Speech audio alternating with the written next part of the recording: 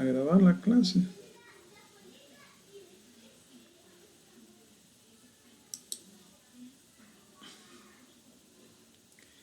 Vaya, vamos a compartir pantalla.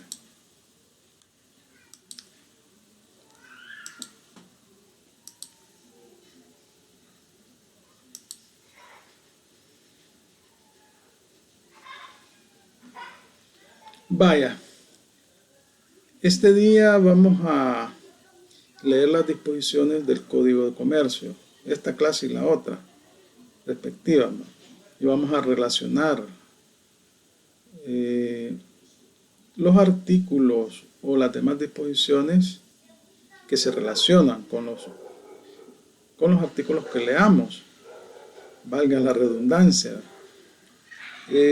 No hemos leído algunas disposiciones legales y creo que es importante que las leamos para que el día lunes que vamos a tener el parcial pues ya estemos completos. Vaya, miren, vamos a comenzar con el artículo 7. El artículo 7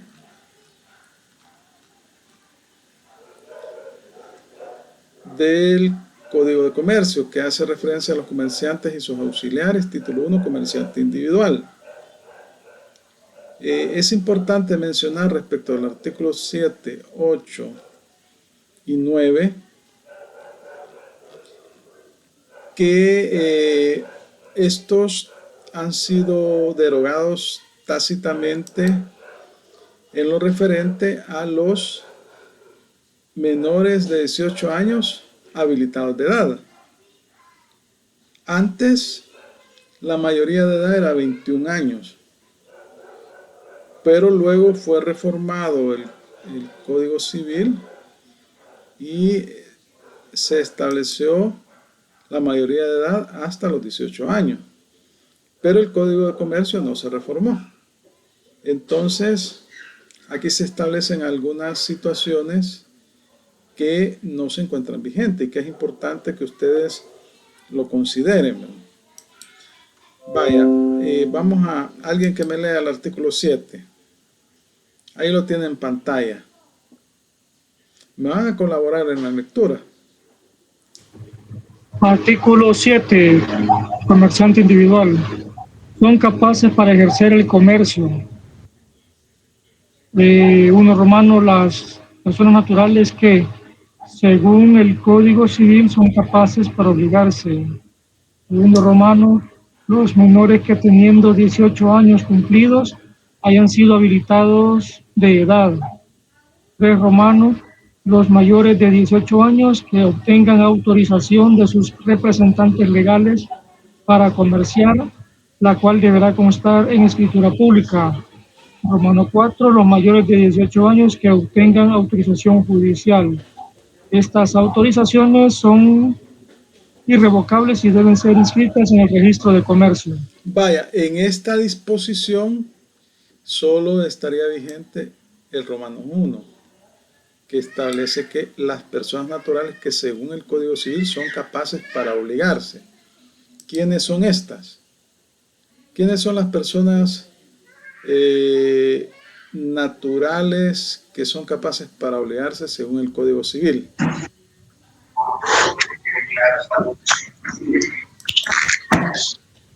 Mayores de 18 años.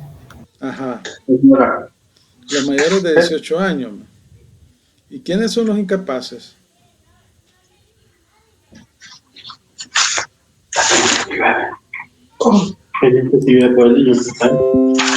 ¿Sí? Los impúberes, licenciado. Los impúberes, allá por el artículo 1316, ¿verdad? Del Código Civil. Los impúberes, ¿quiénes más? Las personas que tienen deficiencia mental. Los interdictos, ¿no? Los dementes. Sí, es, los dementes. ¿Quiénes más?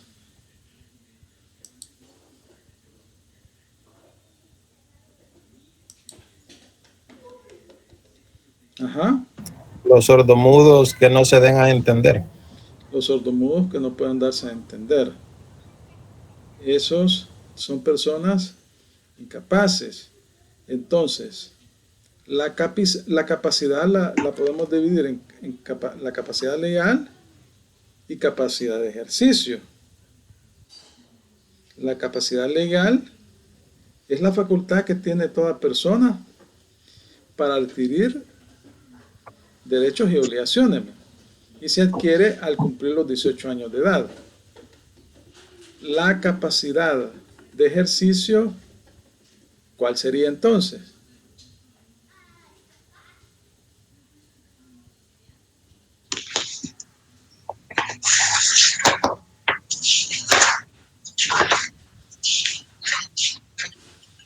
Ajá, don Oscar Alexander, veo que tiene encendido el micrófono. ¿Quiere opinar? Bueno, no, pero aprovechando, vea. Bueno, la capacidad de ejercicio es toda la capacidad jurídica que tiene una persona para poder hacer valer un derecho ante otras personas. Ajá. En otras palabras, la capacidad de ejercicio es aquella que tiene toda persona para hacer valer por sí mismo sus derechos y obligaciones. Es la denominada capacidad de obrar. Vaya, estamos aquí en el artículo 7. Entonces vemos que solo el Romano 1 lo tenemos vigente, porque los demás hablan de menores que teniendo 18 años, porque en la época que salió el Código de Comercio en 1972,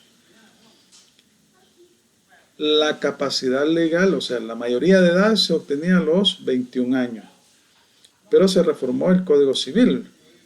Y bueno, en el Código de Familia ya se establece también que la mayoría de edad es a los 18 años.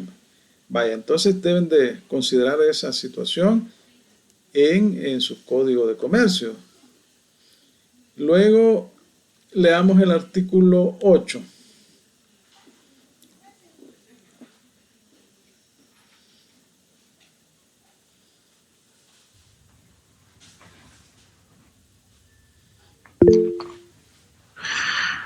Artículo 8.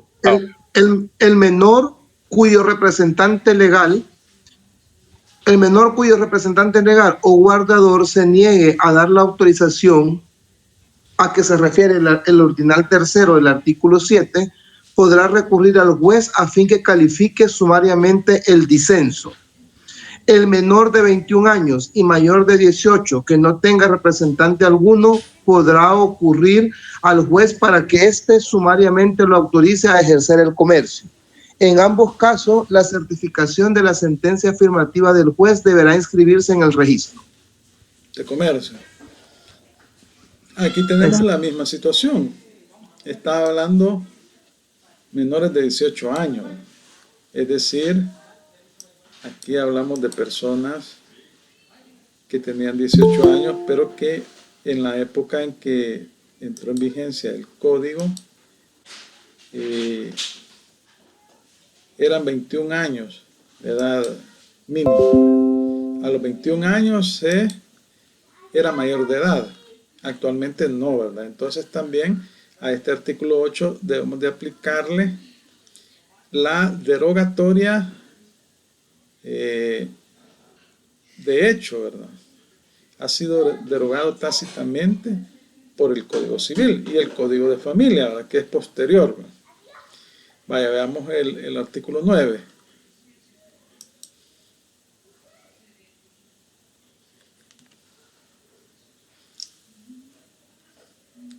¿Quién lee el 9? Artículo 9. Ajá. Artículo 9. Los menores a que se refieren el artículo anterior y los ordinales segundo, tercero y cuarto del artículo 7 pueden hipotecar los bienes inmuebles de su pertenencia para seguridad de las obligaciones que contraigan como comerciantes y en general su reputación como mayores de edad para los efectos legales mercantiles, sin estar sujetos a las restricciones del Código Civil. Vaya, acá también le vamos a aplicar la derogatoria tácita, porque reitero, la mayoría de edad a partir de la reforma que se hizo al Código Civil es 18 años. Y en el Código de Familia se regula que 18 años es la mayoría de edad. Y en la ley del documento único de identidad, ¿verdad? Cuando usted cumple 18 años va a sacar su DUI y ya es una persona capaz de obligarse por sí mismo, salvo que sea incapaz, ¿verdad? Vaya, vamos a leer el artículo 10. El artículo 10 del Código de Comercio. Otra persona que me colabore ahí. Vamos a ver.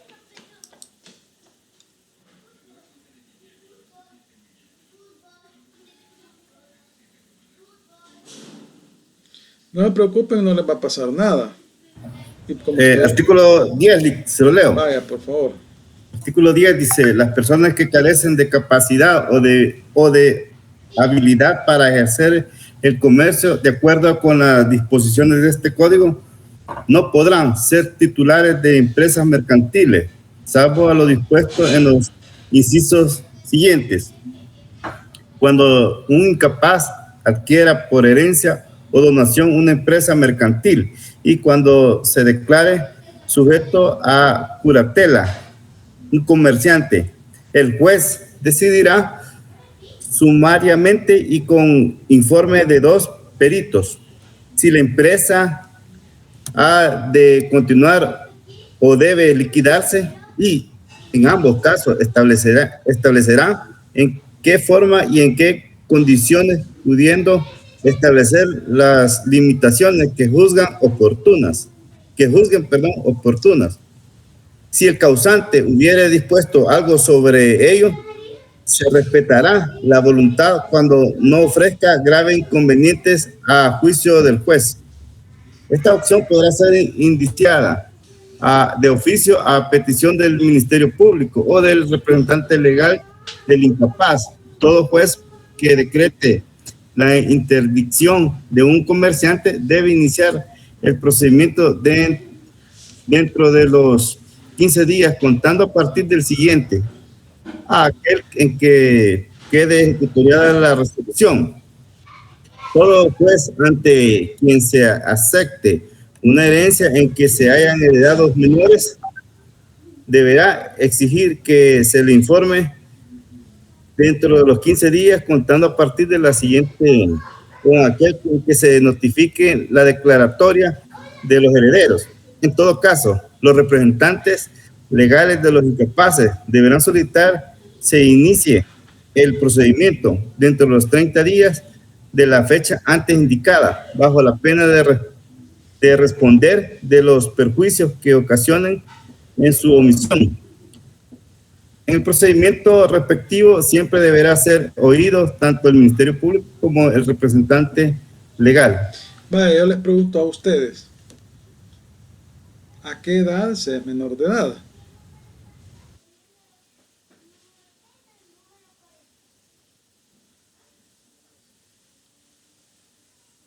Desde que nacemos. Sí, ¿verdad? Pero acá estamos hablando de menores de 18 años, ¿verdad? Ahora bien, hay una situación importante, ¿verdad? Cuando hablamos de derecho sucesorio, estamos hablando de que puede ser que el causante era comerciante individual, ¿verdad? Era una persona que ejercía el comercio y falleció y tenía hijos menores de edad, menores de 17 años. Les pregunto a ustedes, ¿hasta qué edad se permite el trabajo de los menores de edad, de acuerdo al Código de Trabajo?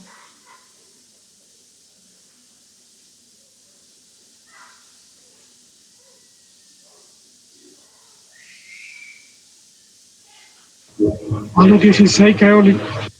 A los 16. También pueden trabajar los de 14 años, pero ahí limita, no pueden trabajar en labores que les pueda causar algún perjuicio. Entonces, vaya, pero digamos que los menores de 16 años pueden trabajar bajo condiciones establecidas en la ley, protegiendo su integridad. Entonces, puede suceder que falleció el causante, que era comerciante, y sus herederos son menores de edad. Entonces el juez competente va a determinar, el juez de lo civil y mercantil, si es conveniente que siga la empresa individual o que se liquide, ¿verdad? Ahí puede habilitar a un menor de edad para que pueda ejercer el comercio. Entonces, obviamente que la madre o el padre, depende de quién haya fallecido, el que esté vivo será el representante legal, ¿verdad?, del menor de edad.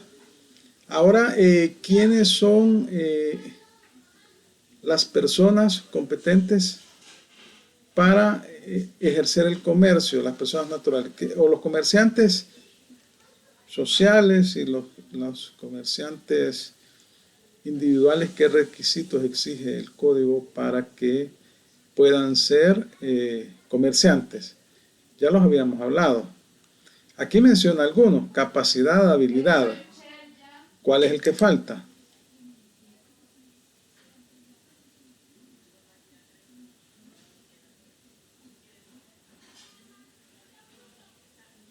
Capacidad, habilidad. Falta uno. ¿Cuál es el que falta?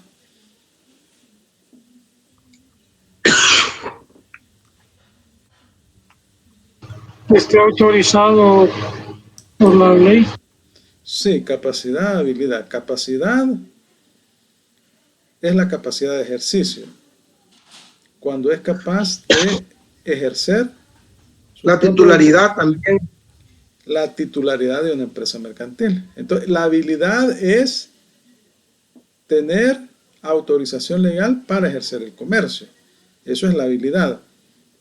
Y la titularidad de una empresa mercantil. Esos son los requisitos que exige el Código de Comercio para ser comerciante. Y eso no se les olvide.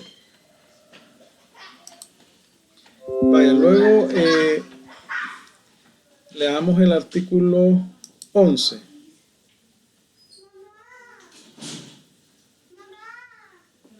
Artículo 11.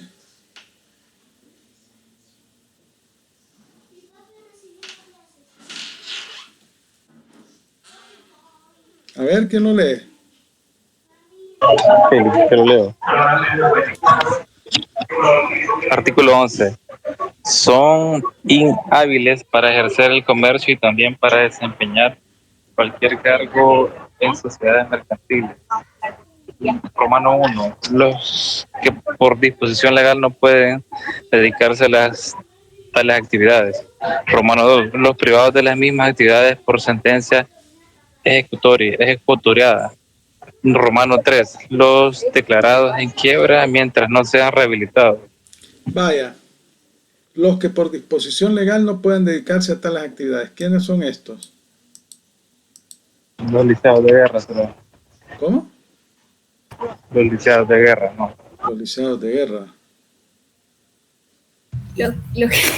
Los que menciona el artículo 10. Ajá, los que menciona el artículo 10. Ajá, pero ¿quiénes serían?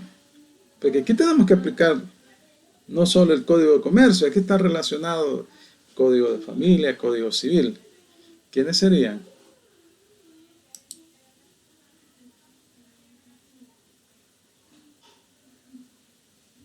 Los que ya había Perdón, mencionado, licenciado, del Código Civil, los incapaces, personas incapaces. Los incapaces serían uno.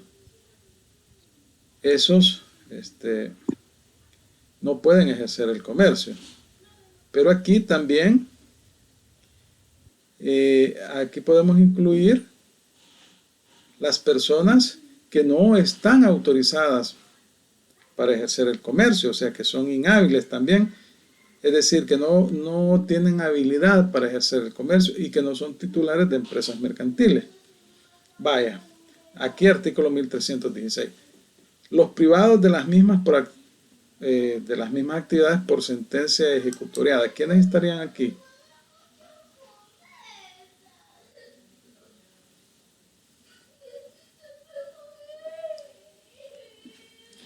Los privados. Ajá. las personas que han pasado por un proceso en tribunales y han sido ya con sentencia firme. Por ejemplo, los interdictos, ¿va? Que son personas que en algún momento determinado pierden la razón, adquieren una enfermedad mental, ¿verdad? Y la misma familia promueve un proceso para que los declaren como tales, ¿verdad? Y acá los últimos, los declarados en quiebra, mientras no sean rehabilitados. ¿Qué habíamos dicho que es la quiebra?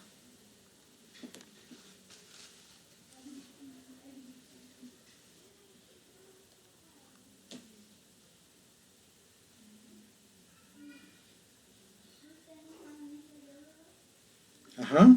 ¿Qué habíamos dicho que es la quiebra?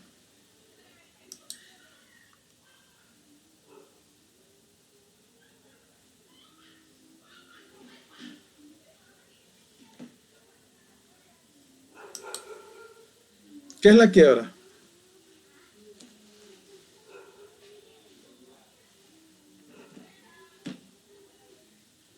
Según había mencionado el licenciado, es como un estado en el que una empresa estará por un determinado tiempo. Eso debido a que esa empresa no tiene la solvencia económica para poder ejecutar su actividad. Ajá. Y dentro de ese tiempo poder como recuperarse para volver nuevamente a echar en marcha la actividad comercial. Vaya, efectivamente, es un estado, es temporal, ¿verdad? Cuando el comerciante no es capaz de cumplir con sus obligaciones ante terceros. Entonces cae en estado de quiebra, pero esta debe ser promovida judicialmente y debe ser declarada judicialmente. Puede suceder que después de cierto tiempo se recupere y pueda cumplir con sus obligaciones. Si no se logra recuperar, obviamente se va a liquidar su empresa y va a tener que responder con su patrimonio, con los bienes de la empresa, ante los acreedores. Y es que siempre hay acreedores, ¿verdad? Siempre hay deudas cuando alguien se dedica al comercio. Se trabaja con dinero prestado, ¿verdad? Es bien difícil la situación, ¿verdad? Vaya, leamos el artículo 12.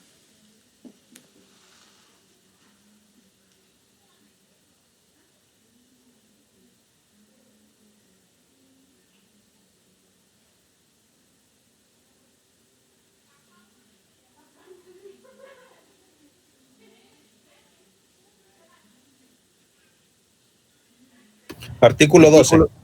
Ajá. Los incapaces que se dediquen al comercio sin haber sido habilitados de edad o autorizados para ello, no adquirirán la calidad de comerciantes y sus padres, tutores o curadores responderán personalmente a los daños y perjuicios ocasionados a terceros de buena fe por la actuación comercial de aquellos, si no la impidieren o no dieren aviso al público de la incapacidad por medio de la prensa con anterioridad que se cause el perjuicio por el que se reclama. Vaya, cuando un menor es habilitado por un juez para ejercer el comercio de 16 años en adelante, ¿verdad? Entonces, no es considerado comerciante y son sus representantes legales los que responden ante terceros de buena fe, ¿verdad? Por los daños y perjuicios que se puedan causar. Luego, el artículo 13 establece que las personas comprendidas en el artículo 11, o sea, los que no son los inhábiles para ejercer el comercio, que se dediquen al ejercicio del comercio, no adquieren la calidad de comerciante y quedan sujetos a las responsabilidades legales consiguientes, dice. A petición de cualquier interesado del Ministerio Público de oficio, la empresa respectiva será judicialmente enajenada o liquidada previa a su clausura. ¿Qué es enajenada? ¿Qué es enajenar? Discapacidad mental. Estamos hablando de una empresa. No, es el acto de venderla, la venderían. Sí, efectivamente. es la venta. Claro, cuando hablamos de persona natural, sí hablamos de incapacidad mental, ¿verdad? Pero en este caso estamos hablando de la empresa, ¿verdad? ¿Quién es el Ministerio Público?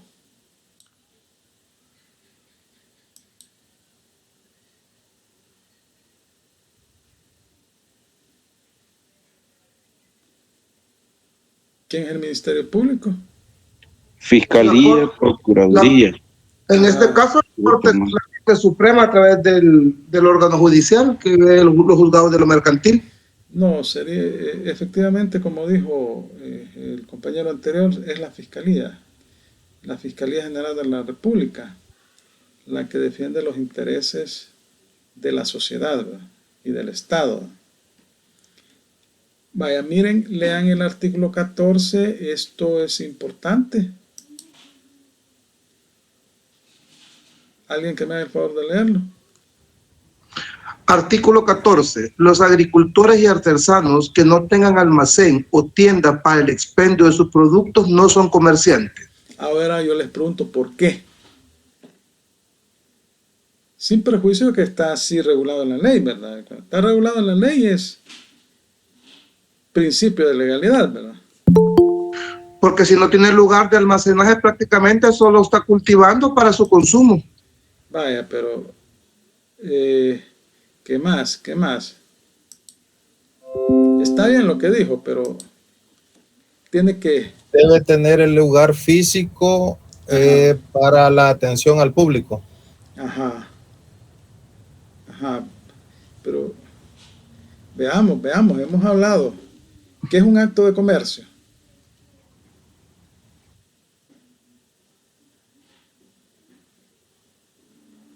¿Qué hemos dicho que es un acto de comercio?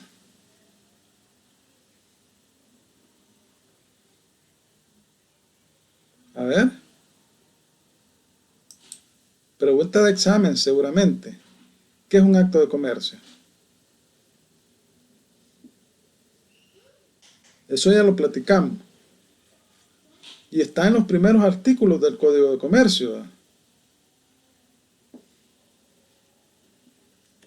Ajá. Es un acto que genera lucro. Sí, ese es uno de los objetivos de dedicarse al comercio, el lucro. Vaya, pero ¿cómo lo define la ley? ¿Cómo lo define el Código de Comercio, el acto de comercio?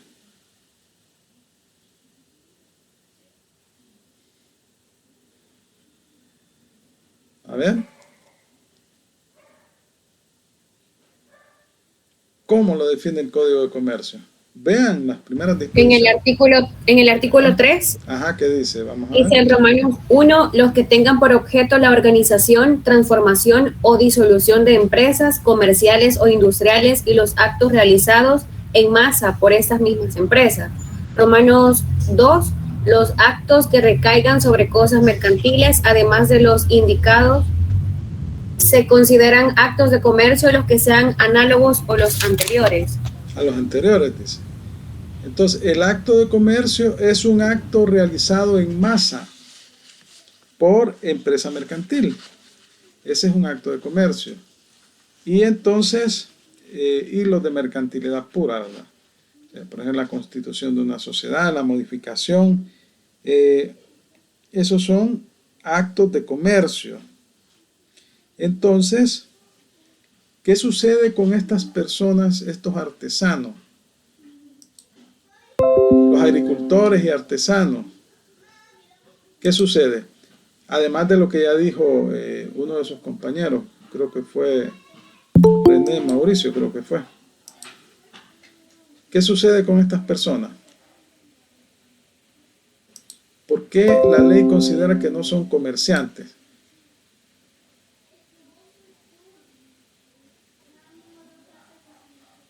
A ver.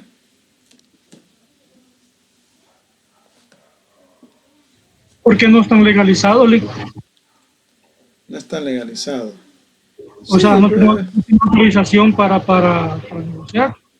Ajá, bueno, puede estar pagando impuestos municipales, ¿verdad? Acuérdense que en las alcaldías le cobran impuestos municipales. Un artesano puede estar registrado como empresa ¿cómo se llama? En la alcaldía. Un agricultor igual puede registrarse para efectos de pagar los impuestos municipales, ¿no? Ajá. ¿Por qué?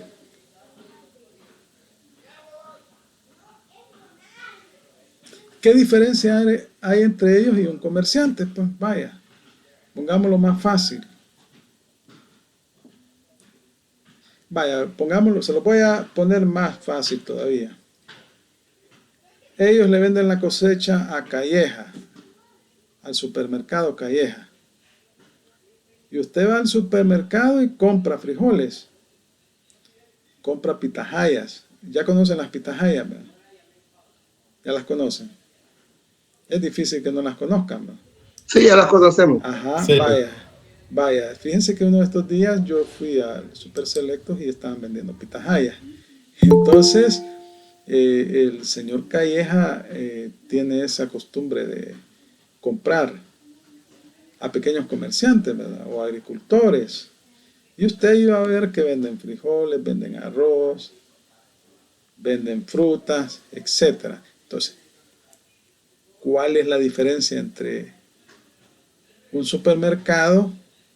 Bueno, entre la Sociedad Calleja SADCB, que es una persona jurídica,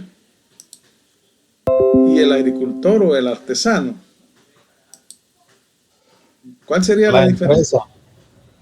Vaya, en La primer empresa. lugar, Calleja SADCB tiene un establecimiento abierto al público. Abierto al público. Y en segundo lugar, ajá,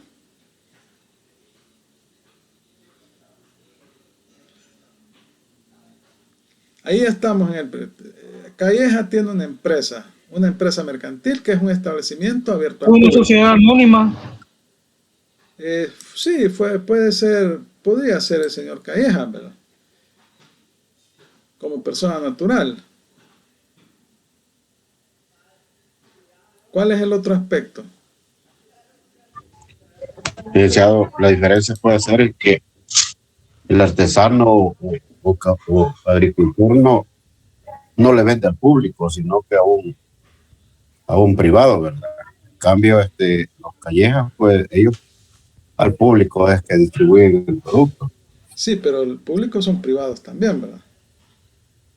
O sea, la diferencia sería, uno es que no tienen un establecimiento comercial abierto al público y dos, no realizan actos en masa. El agricultor siembra su cosecha, entiendo yo que 2 veces al año se cosechan frijoles y maíz, ¿verdad?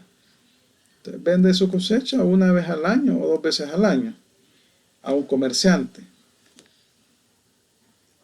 No tiene un establecimiento abierto al público y no realiza actos de comercio, que son actos realizados en masa. Lo que realiza son actos civiles, actos aislados. Un acto civil es un acto aislado. Vendió su cosecha. Igual sucede con el artesano. Entonces, por eso es que la ley, el Código de Comercio, no los considera comerciantes. Eso es bien importante que ustedes lo tengan claro. Luego leamos el artículo 15.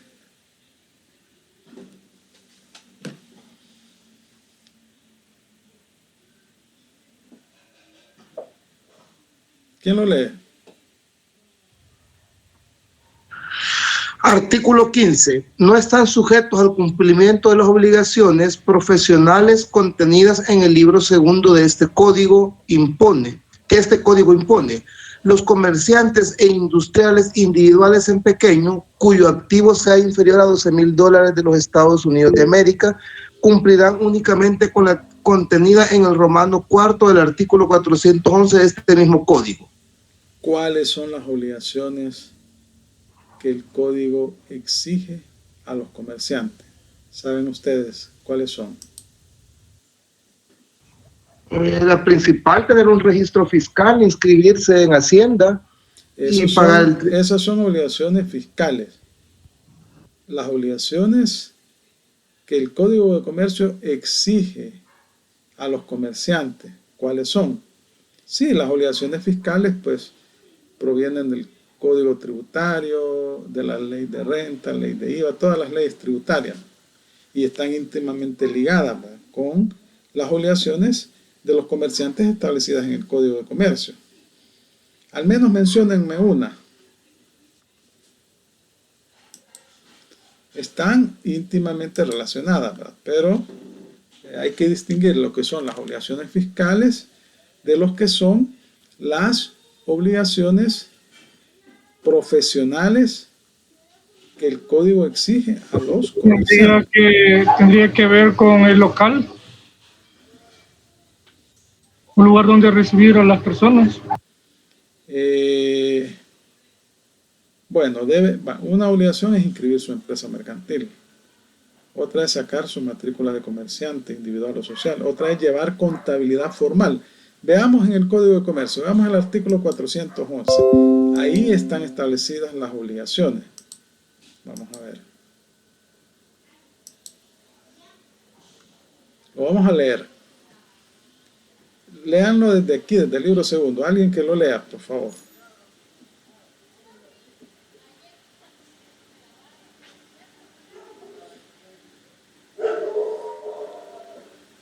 ¿Quién lo lee? Lo voy a leer.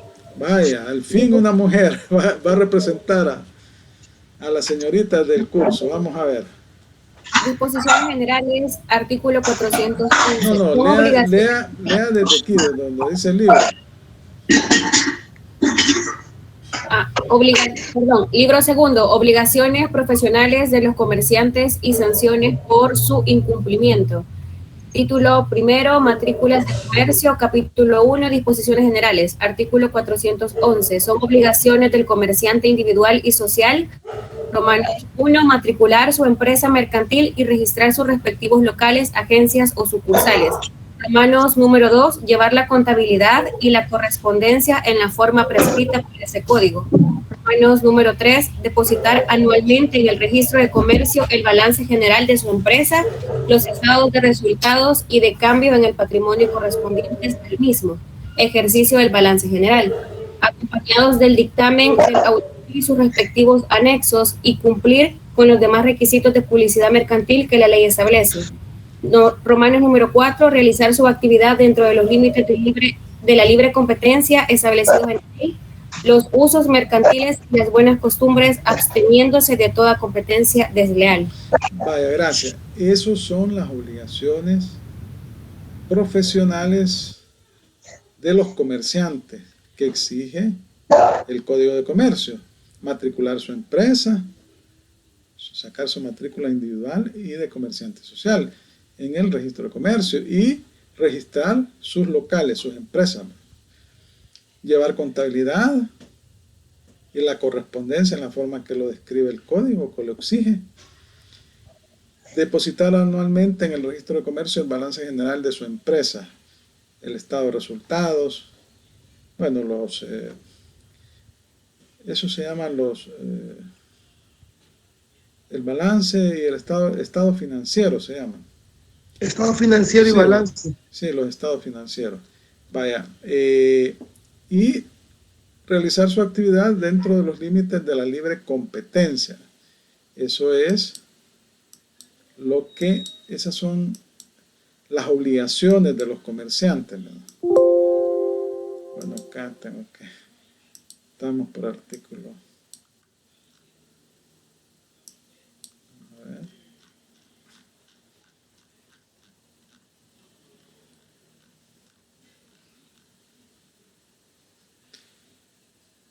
El artículo 15 habíamos leído. Vaya, ahora leamos el artículo 16. No se les olvide las obligaciones de los comerciantes, porque hay una tendencia a confundir lo que son las obligaciones fiscales de las obligaciones profesionales exigidas en el Código de Comercio, ¿verdad? Sacar su matrícula individual de comerciante individual y social, registrar sus empresas, sus locales, ¿verdad?, en el registro de comercio, llevar contabilidad legal y la correspondencia, la documentación contable. La otra es depositar anualmente el balance general, los estados financieros en el registro, cada año hay que ir, el contador va, ¿verdad?, al registro de comercio a depositar, los cuales deben estar firmados por el auditor, por el contador y el representante legal si es una sociedad, o la persona individual si es persona natural, ¿verdad? Y ejercer el comercio con ética. Esas son sus obligaciones, o sea, que no se vulnere la libre competencia. Ahora leamos el artículo 16.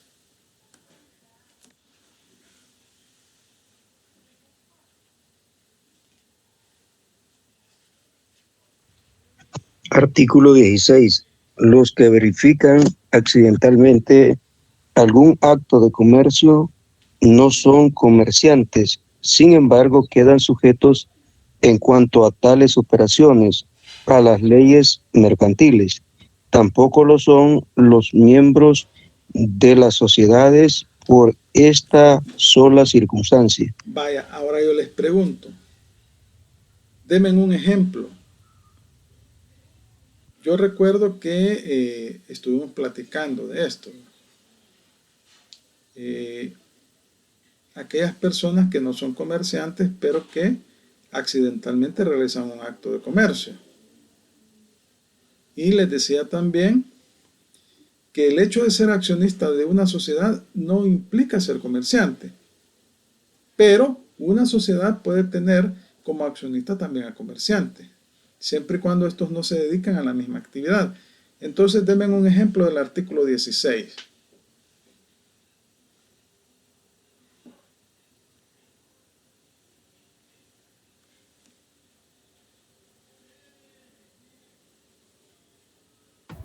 Una persona que vaya a realizar una venta de su vehículo. Una venta de su vehículo, vamos a ver. Ese puede ser un acto aislado, un acto privado, porque si usted le vende su vehículo a otra persona, ambos no son comerciantes, eso no es un acto de comercio. Pero anda por ahí, anda cerca, más o menos. A ver. Me parece, Lee, como que mencionaba la vez pasada, por ejemplo, un agricultor que saca su cosecha y la vende. No, ese es un acto aislado también, porque el agricultor no tiene un establecimiento abierto al público y esos actos no son en masa. La característica del acto en masa, les decía que es un acto repetitivo en el tiempo. Imagínese, usted va a un supermercado, usted ve que desde que abren el local, desde las 8 de la mañana hasta que lo cierran, 9 de la noche, llega gente a comprar constantemente. Son actos repetitivos, por eso se llaman actos en masa, realizados por empresa mercantil. Por eso les llama acto en masa, porque es un acto repetitivo, un acto constante en el tiempo. Característica que no la tienen los agricultores y los artesanos en pequeño. Vaya, veamos, díganme un ejemplo. No será lo que estuvimos viendo cuando, por ejemplo, una sociedad quebraba y que la Junta enunciaba a los liquidadores. No. Que ejercen actos de comercio para clausurar la sociedad, no. Sí, esos son actos de comercio. La liquidación de una sociedad son actos de mercantilidad pura. Pero aquí estamos hablando de una persona que no es comerciante y que accidentalmente verifica un acto de comercio. Licenciado, Ajá. ¿qué son aquellos dueños de negocios pequeños, verdad? Y que están verificando su naturaleza. Son comerciantes en pequeño, pues son comerciantes y realizan actos de comercio. Aquí estaríamos hablando del ejemplo que yo les puse en clase la vez Pero pasada. no lo está realizando él, sino que tiene como dependiente, ¿verdad? No. Aquí estaríamos hablando, por ejemplo, les puse yo el caso de una persona que va a Didea a comprar un vehículo. Usted va a Didea y compra un vehículo. DIDEA es una sociedad. Su objeto es, o su finalidad es la venta de vehículos. Tiene un establecimiento abierto al público y realiza actos de comercio. Entonces, usted compró ese vehículo. Ahí usted accidentalmente está haciendo un acto de comercio. Después, si ese vehículo tiene algún problema, usted va a tener que recurrir a la ley mercantil, al Código de Comercio, al Código Procesal Civil y Mercantil, para solucionar cualquier problema relacionado con ese vehículo. Otro ejemplo que les puse fue el que ocasionalmente emite un cheque o una letra de cambio. A veces usted va al banco y pide un cheque de caja, ¿verdad? O a veces hay personas que cuando les hacen préstamos bancarios le dan una chequera, ¿verdad?, para que emite cheques. Entonces, aunque sea el único cheque que ha emitido en su vida, eso es un acto de comercio y sería un acto aislado, ocasional, ¿no? Pero como está utilizando un título valor, que son instrumentos que han surgido para auxiliar al comercio, o el caso del vehículo, le compra a una sociedad, ¿verdad? Entonces, eso es lo que regula esta disposición. Los que verifican accidentalmente algún acto de comercio no son comerciantes. Sin embargo, quedan sujetos en cuanto a tales operaciones a las leyes mercantiles. Cualquier demanda va a ser por el Código Procesal Civil y Mercantil. Tampoco lo son los miembros de las sociedades por esta sola circunstancia. Generalmente los accionistas no son comerciantes, pero puede suceder que hay accionistas que lo son, que pueden ser comerciantes. Estamos claros ahí, ¿verdad? Lick, tengo una duda. Ajá. Con respecto a este artículo que estamos hablando, cuando dice los que verifican, hay diferencia, por simplemente no decir los que realizan, entre verificar y realizar el acto de comercio cuando solo se hace ocasionalmente. ¿A qué se refiere con que verifican? No, aquí el legislador lo que quiso decir es los que realizan actos de comercio. Ah, ok. Porque verificar da lugar a supervisión, ¿verdad? Pero la única institución que supervisa a los comerciantes el cumplimiento de las obligaciones mercantiles, ¿cuál es? Habíamos dicho, ¿cuál era? ¿Cuál era?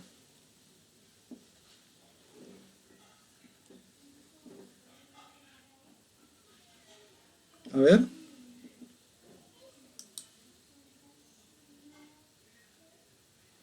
¿Cuál es la? Era una superintendencia, ¿verdad? Ajá, ¿cuál superintendencia?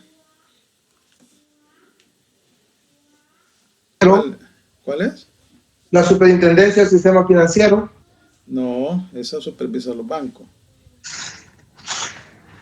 Y las AFPs, ese tipo de instituciones financieras.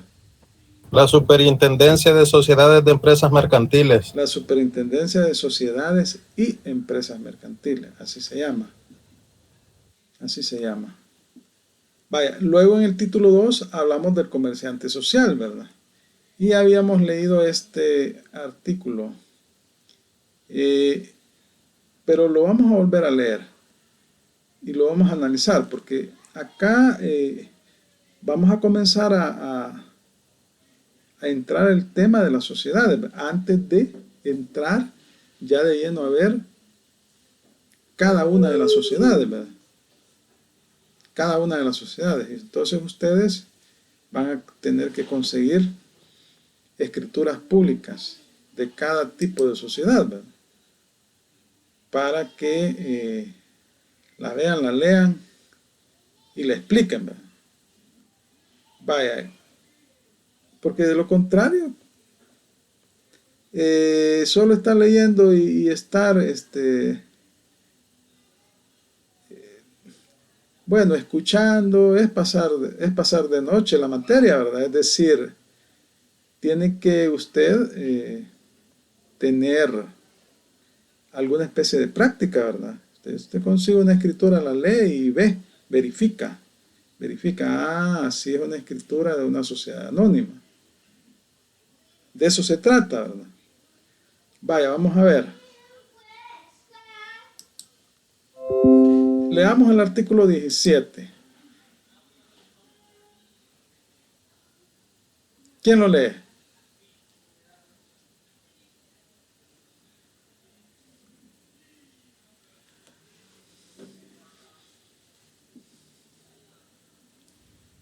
Le voy a leer, licenciado. Artículo 17. Comiencen con comerciante social. Adelante, compañera.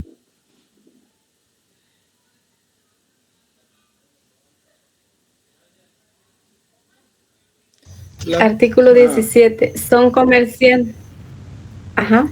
¿Sigo o no? Sí, comience desde el inicio, comerciante social, capítulo 1. Así deben de leer la ley. Vaya, desde aquí comienza. De acuerdo. Comerciante social, capítulo 1, disposiciones generales. Artículo 17. Son comerciantes sociales todas las sociedades independientes de los fines que persiguen, sin perjuicio de los preceptuado en el artículo 20. Sociedades. El ente jurídico resultante de un contrato solemne celebrado entre dos o más personas que estipulan poner un común bienes o industria con la finalidad de repartir entre sí los beneficios que provengan de los negocios a que van a dedicarse. Tales entidades gozan de personalidad jurídica dentro de los límites que impone su finalidad y se consideran independientes de los socios que las integran. No son sociedades las formas de acción que tengan finalidades transitorias, es decir, limitadas a un solo acto o a un corto número de ellos, las que requieren con condición de su existencia las relaciones de parentesco entre sus miembros, como sería la llamada sociedad conyugal, las que exijan para gozar de personalidad jurídica de un decreto o acuerdo de la autoridad pública o de cualquier acto distinto del contrato social y de su inscripción, y en general todas aquellas que no queden estrictamente comprendidas en las condiciones señaladas en los 3 incisos anteriores a las formas de asociación a que se refiere este inciso. No les serán aplicables las disposiciones de este código. Vaya, entonces acá vemos que la disposición establece el concepto de sociedad como un ente jurídico resultante de un contrato solemne celebrado entre 2 o más personas que estipulan poner en común bienes o industria con la finalidad de lucro.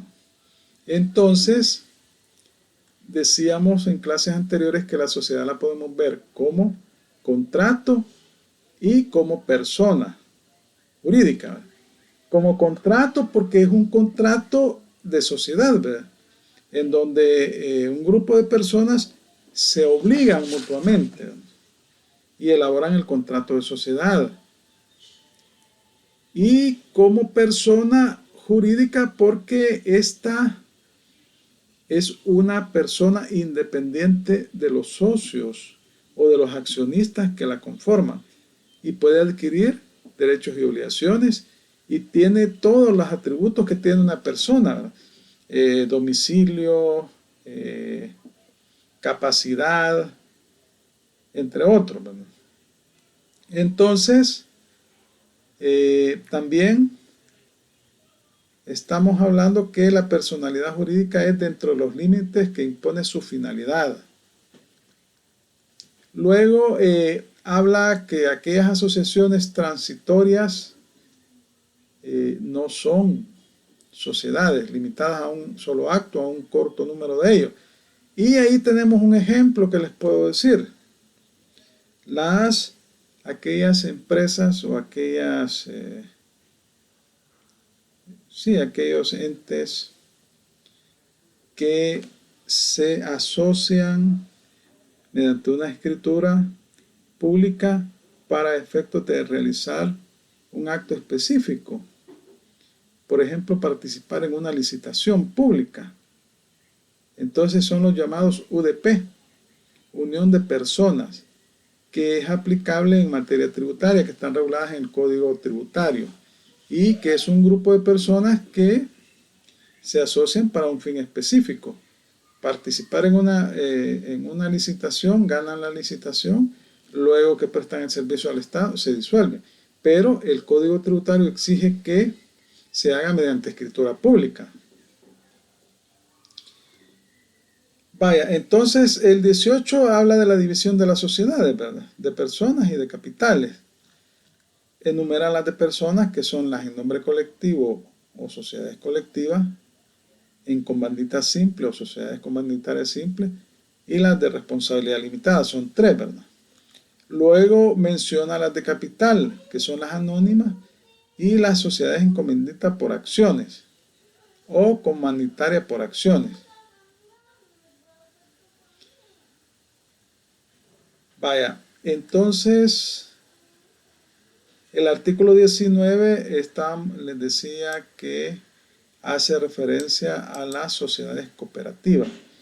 Y habíamos platicado que estas son un híbrido de sociedad, porque pueden ser actuar como sociedades de personas, o sea, de responsabilidad limitada, de cuota. Las sociedades de personas son sociedades de cuota, o pueden actuar también como sociedades de capital, es decir, distribuir su capital o representar sus capitales por títulos denominados acciones.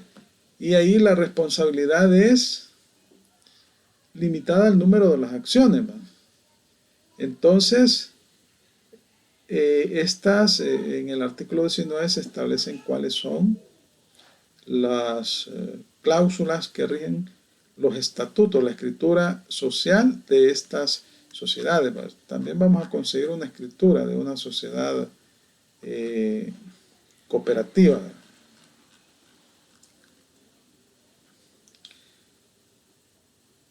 Vaya, vamos a ver. Alguien que me lea el artículo 20.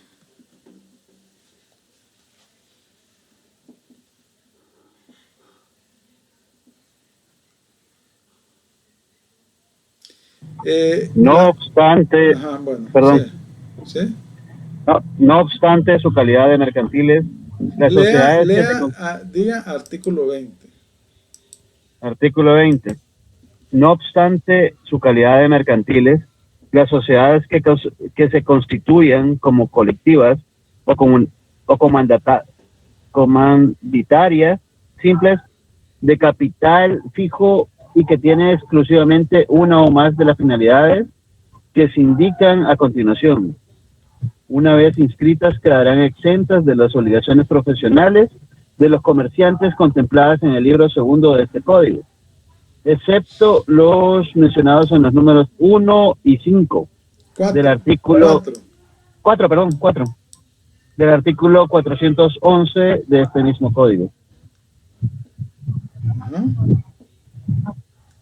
Las finalidades a que se refiere el inciso anterior son: literal 1, Romano 1, el ejercicio de la agricultura y ganadería. Romano 2, la construcción y arriendo de viviendas urbanas, siempre que no se construya con ánimo de vender en forma regular y constante las edificaciones. Romano 3, el ejercicio de las profesiones liberales. Vaya, hasta ahí llega. Gracias. Vaya, entonces, estas sociedades que se dedican a esas actividades, al ejercicio de la agricultura y ganadería, construcción y arriendo de vivienda, ejercicio de profesiones liberales, están exentas de las obligaciones profesionales de los comerciantes, salvo la establecida en el Romano 1 y 4 del artículo 411. ¿Cuáles son esas? ¿Alguien tiene el código ahí a la mano?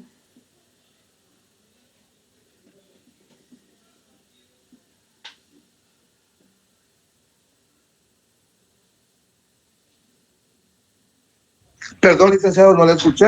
Vaya, ¿tienen alguien que tenga el código de comercio a la mano? Del artículo 411, ¿El Romanos 1 de qué es? matricular su empresa mercantil y registrar sus respectivos locales, agencias o sucursales. Para eso sí tienen obligación de hacerlo. ¿Y el 4, el Romanos 4? Romanos 4, realizar su actividad dentro de los límites de la libre competencia establecidos en la ley. Los usos mercantiles. Bueno, hasta ahí. Entonces, solamente están obligados a cumplir las obligaciones profesionales establecidas en el 1 y en el Romanos 4. Las demás no, ¿verdad? Cuando se dediquen al ejercicio de la agricultura y ganadería, construcción y arrendo de viviendas, ejercicio de profesiones liberales, y siempre y cuando se traten de sociedades colectivas o comanditarias simples de capital fijo. Esto es importante que lo tomen en consideración. Ahora el artículo 21, ya lo habíamos leído la vez pasada, y establece que las sociedades se constituyen, modifican, transforman, fusionan y liquidan por escritura pública. ¿Se recuerdan? Por escritura pública. Sí. Nacen a la vida jurídica por escritura pública. Cualquier modificación o reforma a la escritura debe hacerse por otra escritura. Si hay transformación, fusión, si hay liquidación. ¿Qué habíamos dicho que es la transformación? Que cambiaba el objeto de la... Es transformación cuando se convierte en una sociedad de un tipo y pasa a otro tipo. O sea, sociedad de capital pasa a ser sociedad de personas.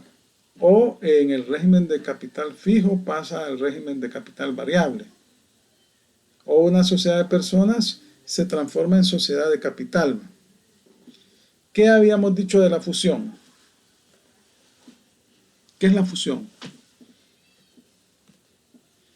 Cuando una sociedad adopta otra. Adopta otra, ¿cómo así? Usted dijo cuando se da la fusión, se da cuando una o más sociedades se unen para crear un nuevo ente. Y dijo que también había función por integración. Eso que acaba de decir es por integración. Y cuando una absorbe a la otra y se vuelve una sola. Eso es por absorción. Por absorción. O sea, hay dos modalidades. Por integración, cuando dos o más sociedades se unen y conforman una nueva, y eso significa que se liquidan las anteriores. O cuando una sociedad absorbe otra u otras sociedades. Entonces, la sociedad absorbente no se liquida. Las otras sí se liquidan. Vaya, entonces, en el artículo 22 del Código de Comercio, y ahí sí ustedes, yo aquí tengo mi código relacionado. Yo les voy a ir diciendo las disposiciones que deben de relacionar y para que ustedes las consideren, ¿verdad? Vamos a ver.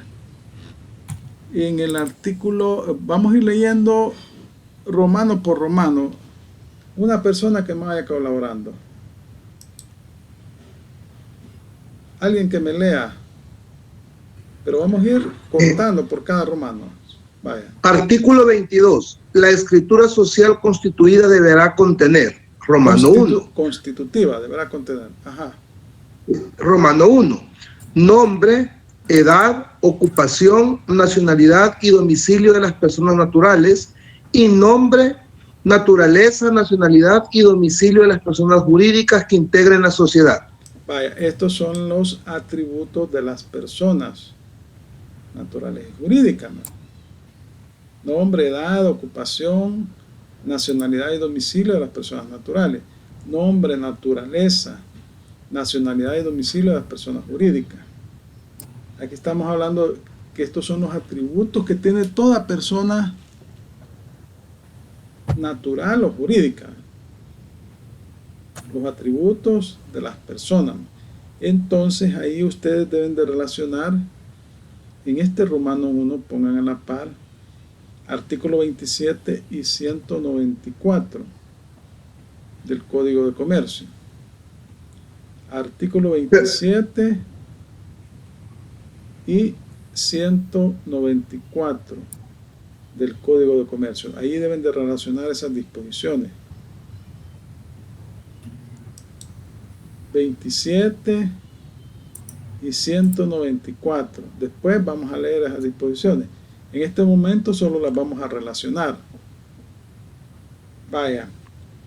Leamos el Romano 2. Romano 2. Domicilio de la sociedad que se constituye con expresión del municipio y departamento al cual pertenece. Vaya, yo les pregunto, ¿qué es el domicilio? Eso está regulado en el Código Civil, allá por el artículo 568, si no mal recuerdo. ¿Qué es el domicilio?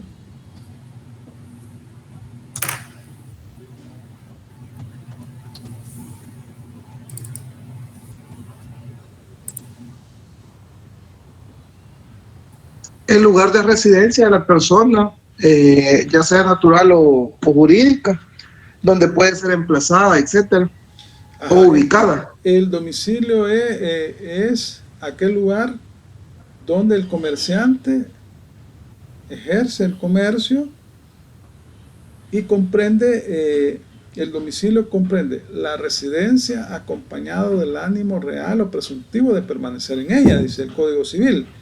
Y se clasifica en domicilio político y domicilio social, ¿no? El político es relacionado con una parte del territorio nacional, ¿verdad? Los municipios, ¿no? Y el otro domicilio se relaciona con todo el territorio nacional, ¿verdad? Vaya, ese es, no sé si tienen ahí el Código Civil para que lo leamos. Yo lo tengo, ¿qué artículo? Ahí por el 568, ahí dice domicilio.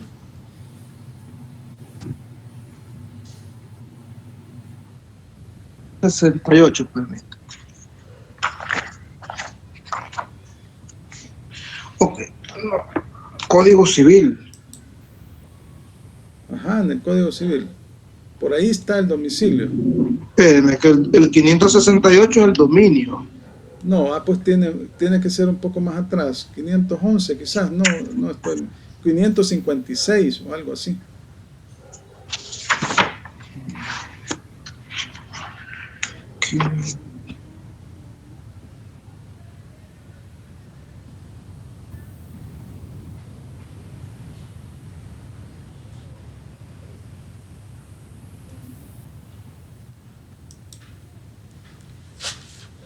Vamos a ver, lo voy a buscar aquí.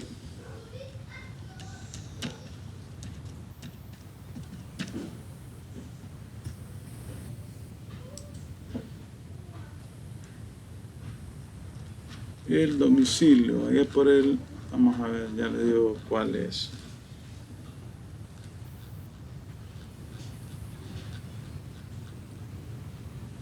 ¿57? 57, ¿verdad? Ah, pues sí, yo andaba bien. Vaya, ahí está, miren. Léanlo.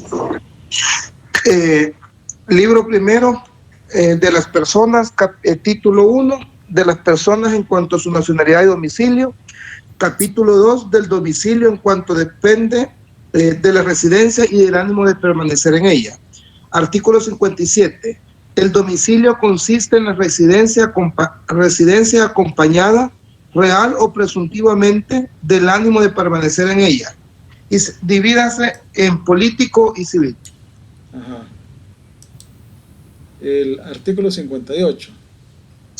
Ok. Artículo 58. El domicilio político es relativo al territorio del Estado en general. Artículo 59. El domicilio civil es relativo a una parte determinada del territorio del Estado. Vaya, yo se lo dije al revés, ¿verdad? Va, yo les Sí. dije al revés, pero aquí vemos, el domicilio político es el relativo al territorio de todo el estado y el civil es el relativo a una parte, a los municipios, ¿no? Entonces, ven que todo eso, aquí relaciona en el artículo yo 568 les decía, pero era 57 y 58. Ahí relacionen en el Romanos 2 el artículo 57 y 58, 59 y 60 del Código Civil. 57, 58, 59 y 60 del Código Civil.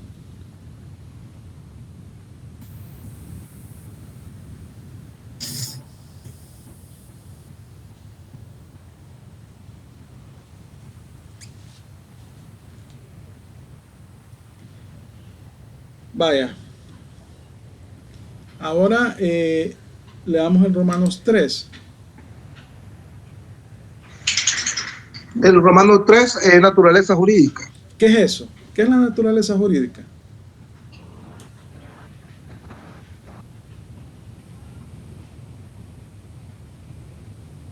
A ver.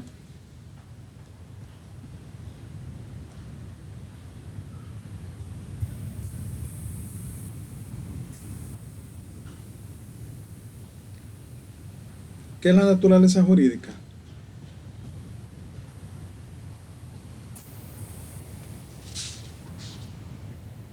A ver.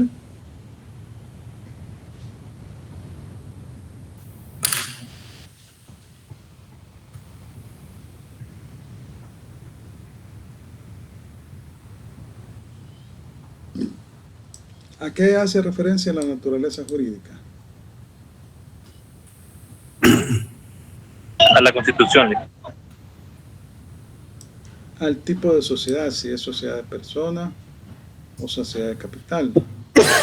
Ahí relacionen el artículo 18 del Código de Comercio y relacionen del artículo 315 al 325. Artículo 18, a la par ponen artículo 18 y artículo del 315 al 325 del Código de Comercio. El 18 es el que hace la clasificación de las sociedades, ¿verdad? Las sociedades pueden ser de personas y de capital.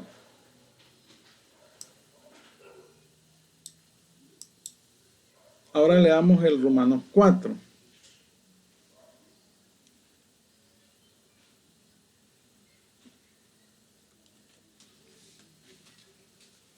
Romanos 4.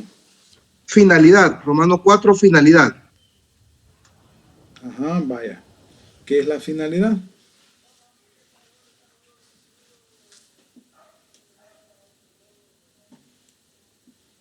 ¿Qué es la finalidad?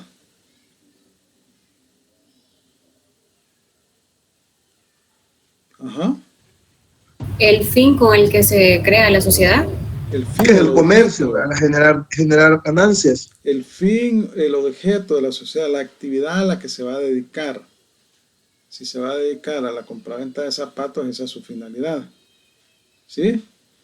Ahí pongan el artículo 17, inciso tercero, y el 354 del Código de Comercio. 354 del Código de Comercio.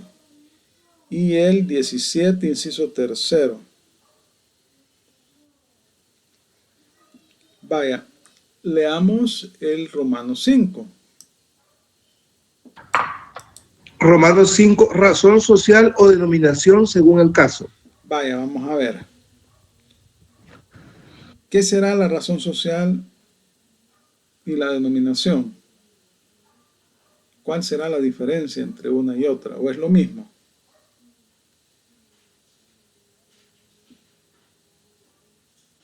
Pregunto.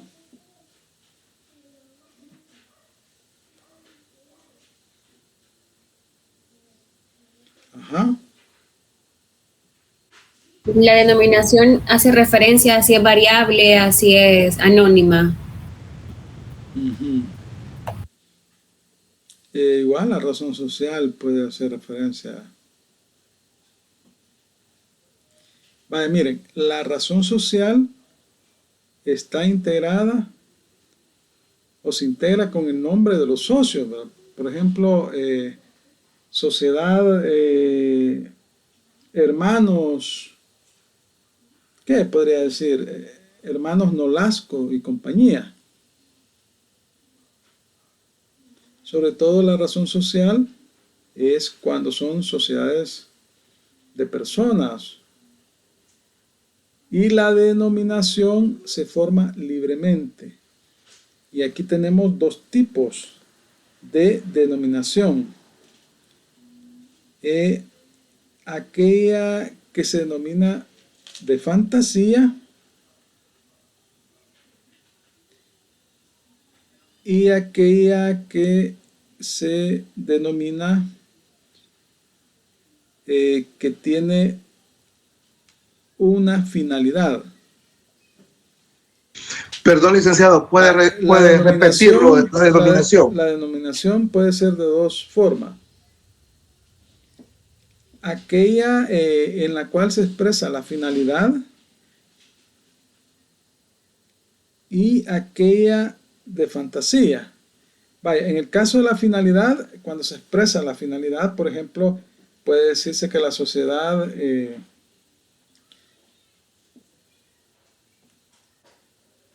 venta de autos SADCB. Ahí vemos que la finalidad de esa sociedad es la venta de vehículos, ¿no? Y la de fantasía, o sea, que está relacionada con el objeto de la sociedad en el primer caso. O sea, es la denominación finalista. Denominación finalista en el nombre de la sociedad se da a entender cuál es el objeto de esta sociedad. Y la de fantasía, la denominación de fantasía, es aquella en la cual no se establece el objeto de la sociedad, sino que puede ser sociedad XYZ SADCB.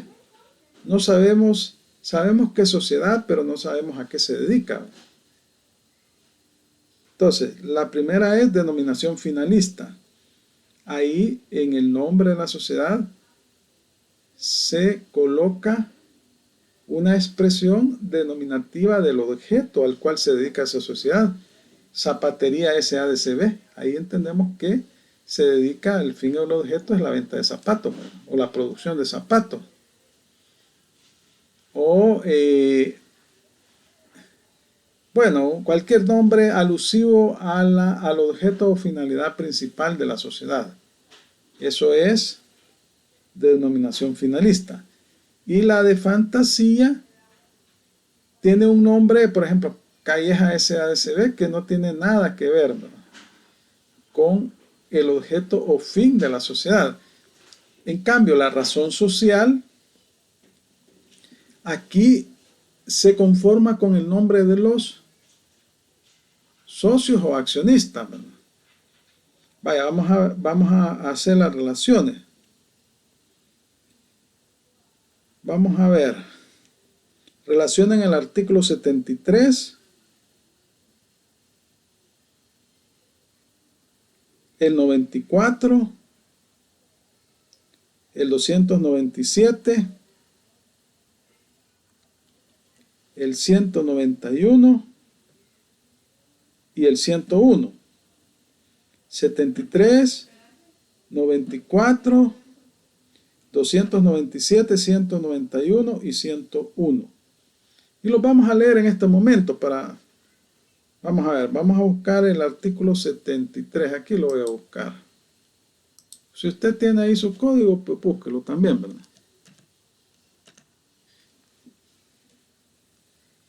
Vaya, alguien que me haga el favor de leerlo.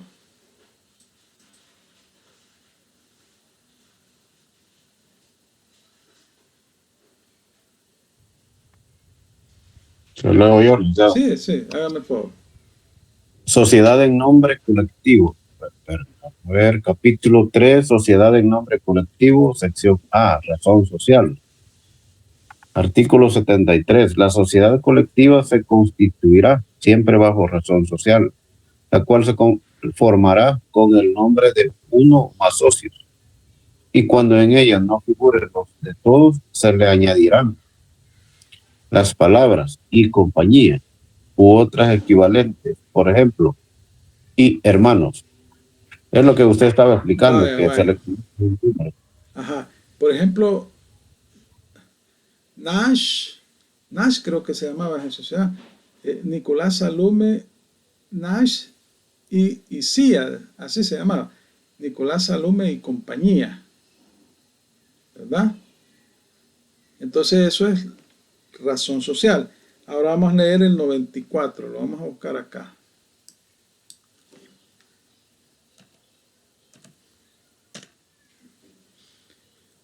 Vaya, alguien que me lo lea.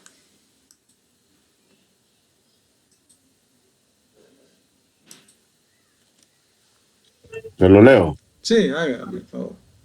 Artículo 94. La sociedad en comandita simple se constituye siempre bajo razón social, la cual se formará con el nombre de uno o más comanditados, y cuando en ella no figuren los de todos estos, se le añadirán las palabras y compañía u otras equivalentes. A la razón social se le agregarán siempre las palabras sociedad en comandita o su abreviatura S en C. Si se omite este requisito, la sociedad se considerará como colectivo. Vaya. Ahora vamos a buscar el artículo 297. Vamos a ver acá.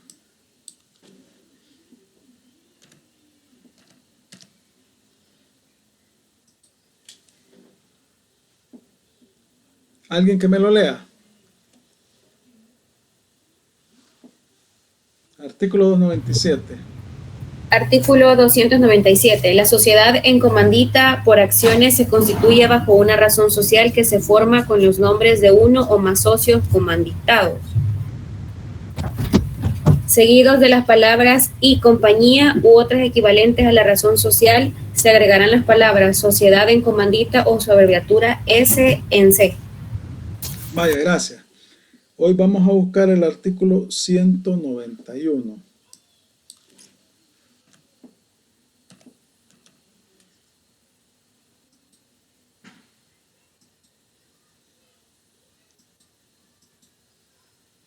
Vaya, alguien que me lo lea.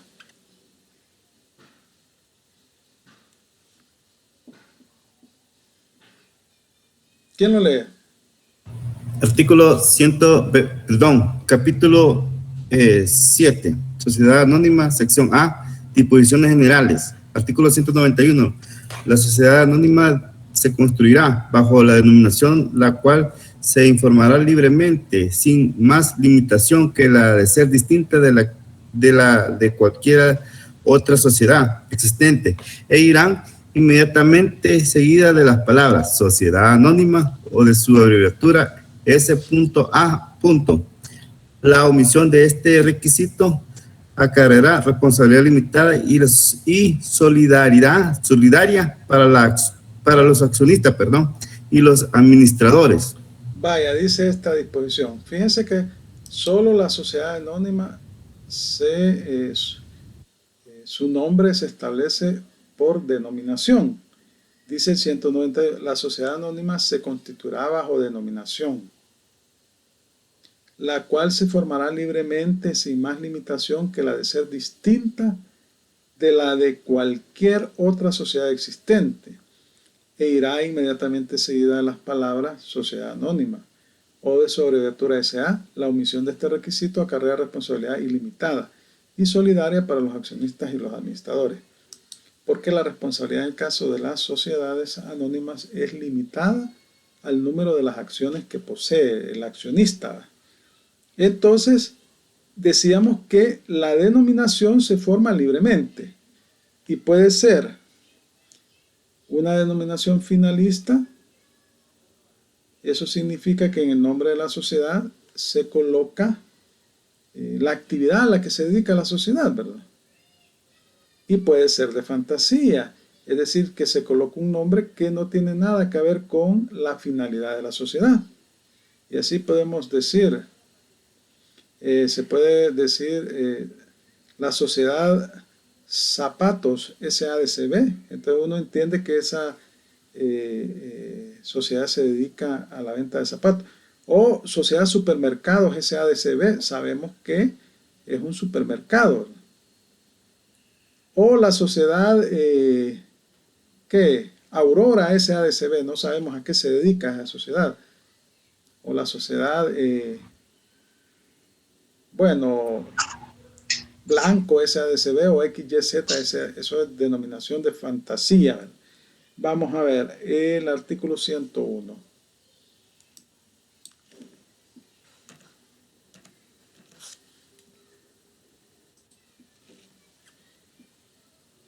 Quiero ver, creo que va aquí. Leámoslo. El artículo 101.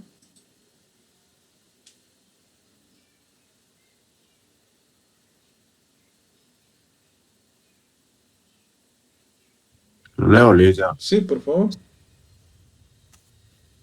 Capítulo 5, Sociedad de Responsabilidad Limitada, artículo 101. La sociedad de responsabilidad limitada puede constituirse bajo razón social o bajo denominación. La razón social se forma con el nombre de uno o más socios.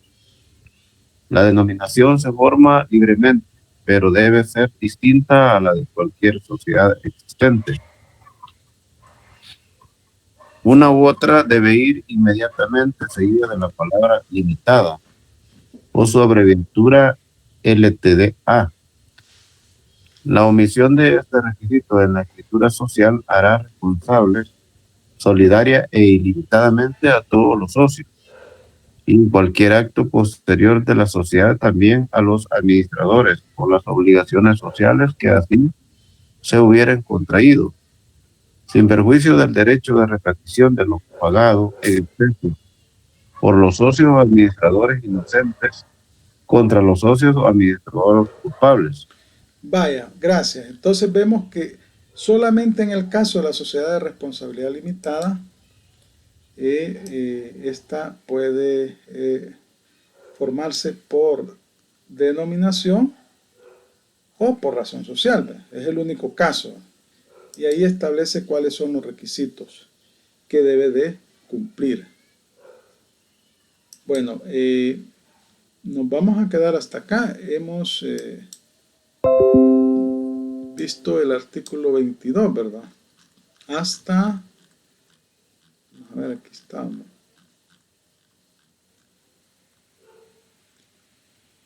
Hasta razón social o denominación. Aquí estamos hablando de la escritura social. Los requisitos que debe cumplir la escritura social de una sociedad. Vamos a continuar en la próxima clase con los demás romanos, ¿verdad? Licenciado, disculpe, yo ahora ingresé como 10 minutos tarde a la clase, pero ¿el parcial para cuándo nos corresponde? Es para el lunes. Ok, lunes. perfecto. Bueno, entonces, gracias por su atención. Nos vemos en la próxima clase. El miércoles no tendremos clase, ¿verdad? ¿Cómo no? ¿O sí? Sí, hay clase. ¿Como semana de parcial? De semana de parcial. Sí, pero no me han dicho a mí que voy a suspender clases. La única vez que suspende clases es cuando se hace el parcial, o sea, el lunes. Estamos, ¿verdad? No, Lick. En las semanas de parciales no hay clase. No, a mí no me han dicho nada de eso. Yo siempre he dado clases en las semanas de parciales. Solo no doy clases cuando se suspende, ¿cómo se llama? Cuando hay parcial de la materia. Siempre ha sido así. Ah, pero es todo el periodo, Lick, porque algunos catedráticos han consultado con la rectora y les dijo que no hay clases. A mí no me ha dicho nada. Así que bueno. estamos para clases el miércoles. Vaya pues. Está bien, Lick, lo vemos el miércoles en la clase. Feliz Perfecto, noche, licenciado. cuídense. Muchas gracias. Gracias a todos. Obviamente, licenciado. Con todo respeto, si gusta, consulte con la decana, ¿verdad? Y nos confirma, porque según la normativa de la universidad, en semana de parciales no se dan clases. Bueno, yo tengo algunos, pero sí, tengo como 2 años de dar clases acá y nunca me han dicho eso. Bueno, pero en todo caso voy a consultar, pero estamos para el miércoles. Así es, Lick. Bueno. Gracias, Lick. Bueno, gracias a ustedes.